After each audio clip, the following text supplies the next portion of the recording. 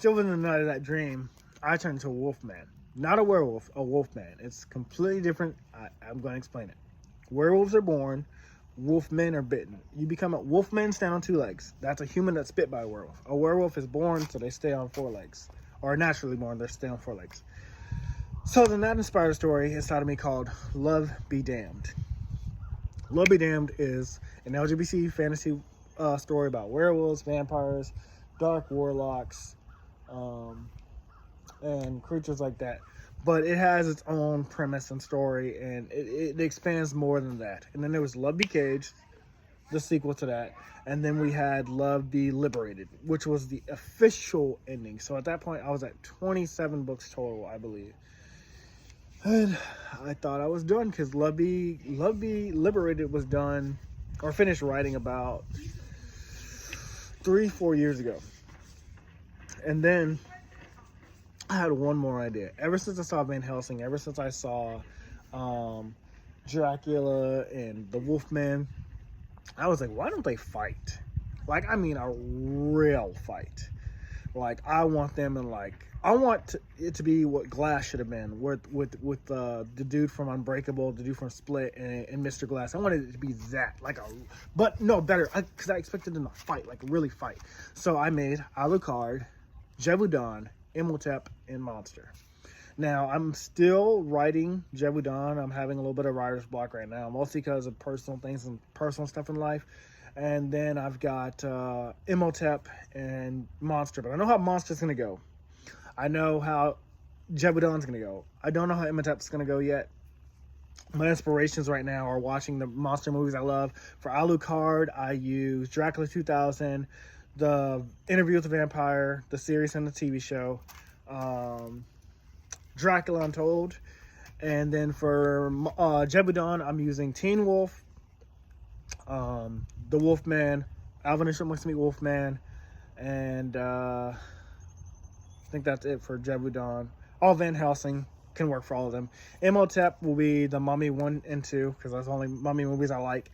And then Monster will just be how I planned it out in my head. But yeah, why I write has never been about the money. It has never been about getting famous or publicated or anything like that. Why I write specifically is because these stories keep coming to me. I have so much passion. I want people to read them. Now, if it does take off and become successful, I am so down to like donate it to some money to charity, give some to my family, give them a better life, and you know, provide futures for future writers. Like, it's always been to just tell a fun story, and that's what I think keeps the passion going. What's giving me writer's block isn't that I don't have more stories. What's giving me writer's block is that, like, I'm just going through personal stuff in life that I didn't have when I was a teenager. You don't have those problems when you're a kid. Oh, you shouldn't. So I'm still writing, and I still love it, and the passion's there, and I think it's always going to be there. And that's the great thing about writing for me, is that, like, I love what I do. I love telling these stories, and that's why I'm hoping that you guys will check out the Love Be Damned series. I'm hoping you'll check out the Shinry series. I'm hoping you'll check out the Monster series. And then tell me what you think about it. Tell me if you like it. Tell me if you think, who's your favorite character, things like that, because that stuff inspires me too. Like, I will never make the story about one character. Like, if you read Shinry vs. Shinry, it sounds like, based on the title, it's just about Shinry vs. Shinry, but you meet Keto. Keto's has a full backstory. Keto gets stronger. You meet Gatsu. Gatsu gets stronger. You meet Sentai. Sentai gets stronger and has his own backstory. You meet Puck, who was supposed to just be a side character. He has a full backstory, and very touching one at one point too, because I remember there was a reader that reached out to me. She was like, that backstory, that pause in that fight when you gave Puck and Drigger Jr. that backstory, she said that hit her in the feels. I made her cry. And I was like, dude, that's so cool, because it's not that I wanted to pull at your heartstrings, but that's what the character told me. And if that character impacted you in that way, that really hits me, because I'm like, wow, that character is good. He's great. And his story might not be done there. His story might still evolve from there, but it's cool that he impacted you, because that does that to us. When we watch anime, I'm inspired by Luffy and his goofiness and his will to fight. I'm inspired by Vegeta when he turns good and does things for, like, his family and friends.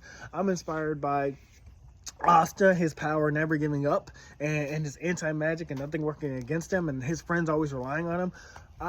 We get inspired by anime, we get inspired by movies, we're inspired by Iron Man, Captain America, the Falcon, Static Shock, the Flash. Everybody loves Spider-Man. Everybody's inspired by Spider-Man. We are inspired by these fictional characters because we need this.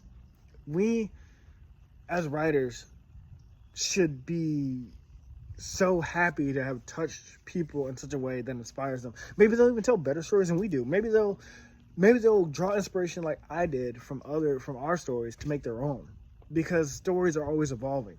We always love stories. We need stories. Even if you watch Will and Grace or The Hospital or CSI, whatever, it's a story and you are attached to it. Entourage, The Empire. You are inspired by a story, whether you believe it or not. You need writers. We all need writers. Tell a story and do it for fun. Don't do it for money. I mean, you can't do it for money. I don't know how successful you'll be in a sequel, but you might make one successful book. But tell a fun story. That's it. We all need them. We all love them. And that's why I write, because I want to tell a fun story.